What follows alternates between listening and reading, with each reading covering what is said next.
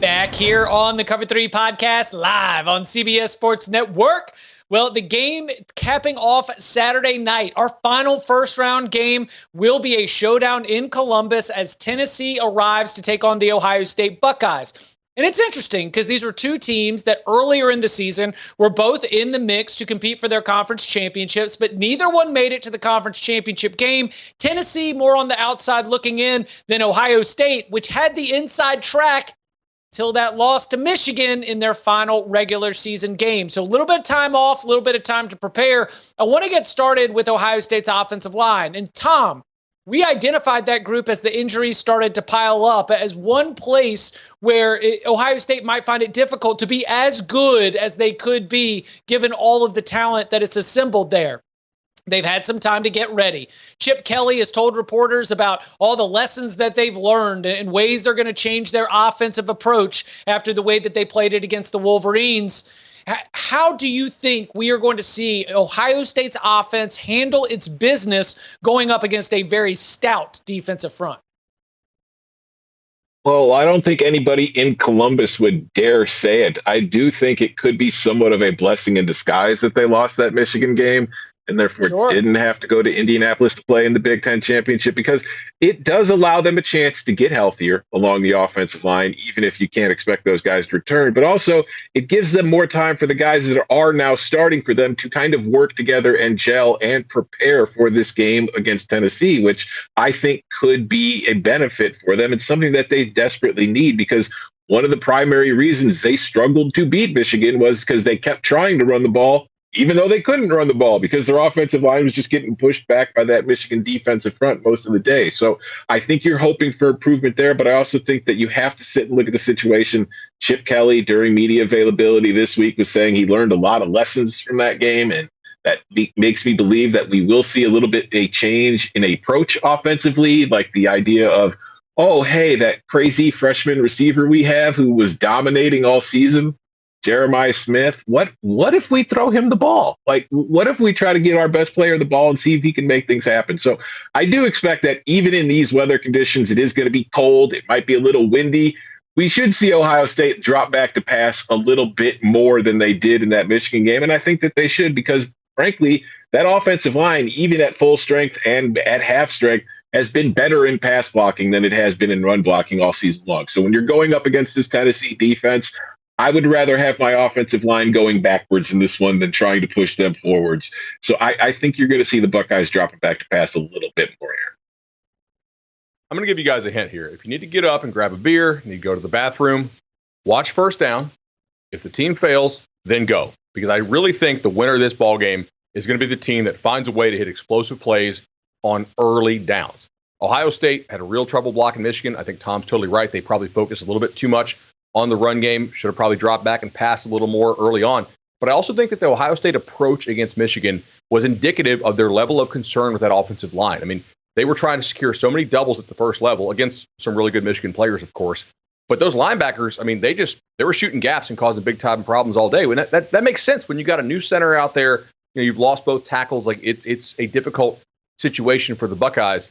On the flip side, Tennessee's offensive tackles, when they don't have the benefit of play action, guys, they also don't block real well. And Ohio State's defensive ends have been maybe lacking consistency at times this year. But they can certainly get after the quarterback when it's time to pin their ears back. Just ask Penn State about that. So I think whichever team is able to take the chances on early downs when you have the real benefit of the run fakes and can hit those explosive plays off that, I think that team wins this ballgame. I think most of these teams are really in trouble if they get behind the chains. I'd like to see Chip Kelly get in his bag. One of the better offensive minds we've known. I'd like to see Will Howard have one of his better games, the version that we saw on the road in Eugene. I'd like to see him clean it up a little bit.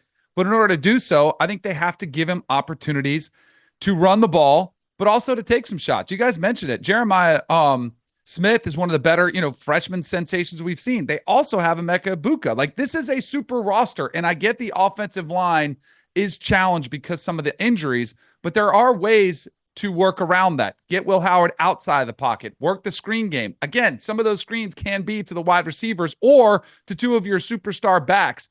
You have got to keep this Tennessee front at bay. The way to do it is not trying to line up and smash it down their throat. Hopefully you learned by trying to do that against Michigan that was not the way to win. I think this has got to be one where you trust the offense to do their thing. I think the defense will be fine. I agree with you, Bud. You were just talking about the shots down the field. I think if you're Jim Knowles, the defensive coordinator, you've got to say, we are not letting Dylan Sampson beat us. Like, we cannot do that. Nico, good luck connecting on one of those outside shots. If he does, you tip your cap and then you make some adjustments. Until you see that, where Nico has struggled, has been on the road, you say, let's go. Let's try to dictate the physicality of this game. We try to dictate the script of this game by being the more physical team. Again, that's been a big question mark for Ohio State. But to me, this is an opportunity for them to get that Michigan curse, that hex, the cloud that's been over them in the rear view, get that taste out of their mouth, and start going back to what they were initially thought they could do, which was win a national championship. So, Danny, if Ohio State plays to its level, Ohio State's winning this football game, right? Like, Ohio State's regular. So. Yeah, Ohio State's regular is still something that Tennessee can't necessarily jump up to. What is it going to take for Tennessee to jump up to Ohio State's level, in your opinion?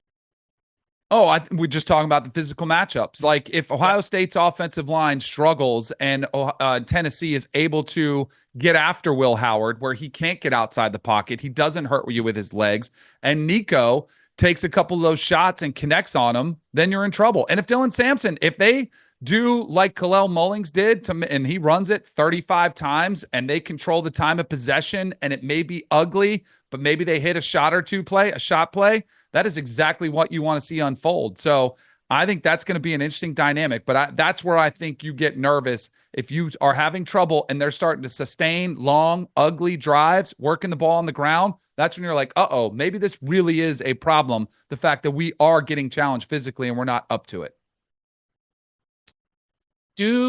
Bud, do you trust Ryan Day right now? Like, it's Friday afternoon. This game's going to be Saturday night. If you were invested in, I trust Ryan Day to win this coaching matchup, do you trust him? I think so. Yeah, I look at the overall track record, and I mean, my confidence is shaken a little bit because up until that Michigan loss, really the only teams Ryan Day was losing to as Ohio State's head coach were teams that were serious contenders, for the national championship. Like, they lost to that Georgia team that then turned around and buzzsawed TCU the next week, right? They lost to the Michigan team that TCU beat. Like, there was very few like actual losses where like, wow, that's a bad loss, like, to a team that's not very good. But this Michigan team, was different. Now, granted, they had some circumstances, but it's still at home, and like, that felt like a game that he flubbed.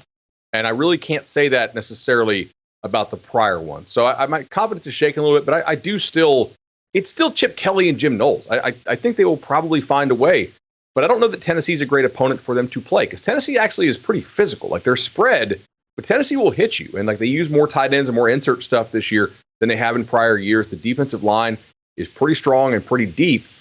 If Nico comes to play at like his maybe 85th percentile of what he is capable of physically, then I think the Buckeyes are actually in trouble. But Nico has not done that often this year against decent to good opponents.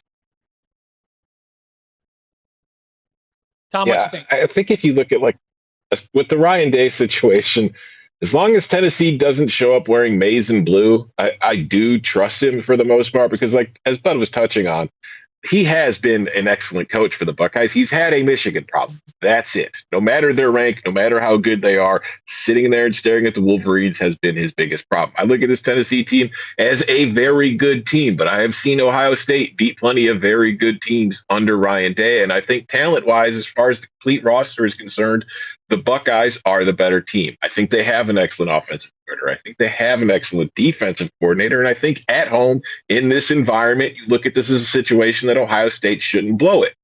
That said, there is kind of that dark cloud hovering over things where they did just lose their last game. And Ryan Day we've seen, he gets, he lets things impact him. And if he's spent the last few weeks just kind of rolling over in bed at night with a bunch of sleepless nights, having nightmares about the Michigan loss, does that impact him in this game? I don't think it does. I think Ohio State's the better team, and they're more likely to win. And as Bud and Danny have touched on, if Nico has a great game and defensively they're flying all over the ball, making plays, well, then you tip your cap, you lost the game. But I just think as long as Ohio State shows up and doesn't beat itself, it wins this game. Ooh, Saturday night, we will see there between Ohio State and Tennessee. The winner advances to the Rose Bowl to take on the 1 seed, the Oregon Ducks. Well, coming up on the other side, we will get into the 5-12 matchup in the bracket, where the 12 seed ain't exactly the Cinderella that we would expect, but how do they stack up against the SEC runner-up? Texas, Clemson, taking you inside the matchup next.